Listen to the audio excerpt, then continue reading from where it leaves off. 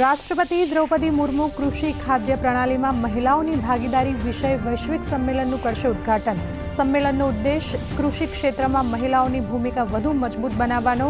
કૃષિ મંત્રી શિવરાજસિંહ ચૌહાણ સંમેલનમાં રહેશે ઉપસ્થિત।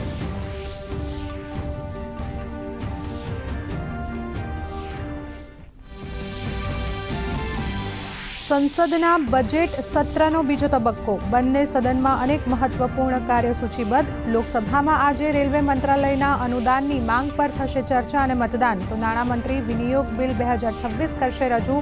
તો રાજ્યસભામાં ગ્રામીણ વિકાસ મંત્રાલયના કાર્યો પર થશે ચર્ચા।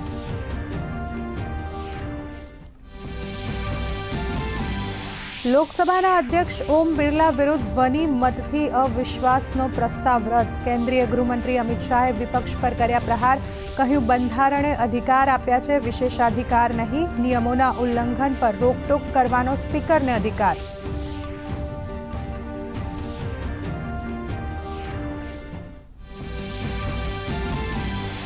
અમેરિકાના રાષ્ટ્રપતિનો હોર્મુઝ સ્ટ્રેટમાં માઇન બનાવનાર ઈરાનના 58 જહાજ નષ્ટ કર્યાનો દાવો। તો ઈરાને આપી ચેતવણી। કહ્યું, ઓઇલની કિંમત $200 પ્રતિ બેરલ પહોંચશે। તો પશ્ચિમ એશિયાની સ્થિતિને ધ્યાનમાં રાખીને આંતરરાષ્ટ્રીય ઉર્જા એજન્સી જાહેર કરશે 40 કરોડ બેરલ ઓઇલનું આપત્તિ ભંડોળ।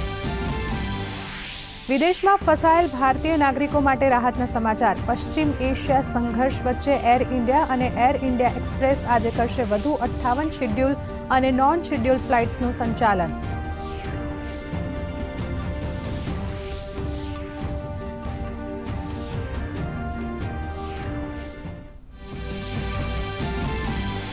ગુજરાતના નાગરિકોને ઉનાળામાં મળશે પૂરતા પ્રમાણમાં પીવાનું અને સિંચાઈનું પાણી। પાણી ઉપલબ્ધ કરાવવા રાજ્ય સરકારનું આગોતરું આયોજન। પ્રવક્તા મંત્રી જીતુ વાઘાણીએ જણાવ્યું, રાજ્યના મુખ્ય જળાશયોમાં 72% વધુ પાણીનો જથ્થો ઉપલબ્ધ।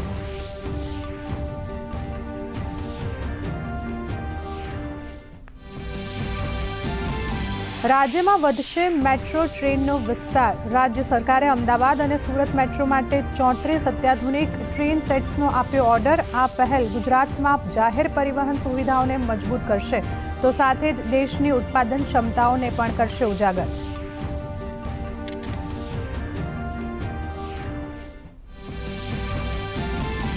રાજ્યમાં માર્ચ મહિનામાં ગરમીએ તોડ્યો રેકોર્ડ। 41.9 ડિગ્રી મહત્તમ તાપમાન સાથે રાજકોટ સૌથી ગરમ શહેર। વડોદરામાં 41.6 તો અમદાવાદમાં 41.2 ડિગ્રી તાપમાન। રાજ્યના 10 શહેરોનું તાપમાન 40 ડિગ્રીને પાર।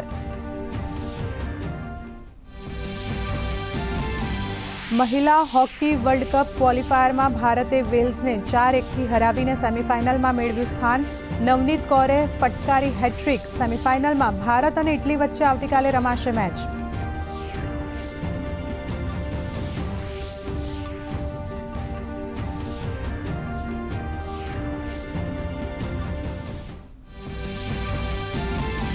અને વિશ્વ પેરા એથ્લેટિક્સ ગ્રોફરીના બીજા ચરણમાં ભારતીય ખેલાડીઓનો દબદબો। સ્ટાર એથ્લેટ પ્રવીણ કુમાર, શૈલેષ કુમાર અને પ્રીતિ પાલે મેળવ્યો ગોલ્ડ મેડલ। 219 ભારતીય એથ્લેટ્સ લઈ રહ્યા છે ભાગ।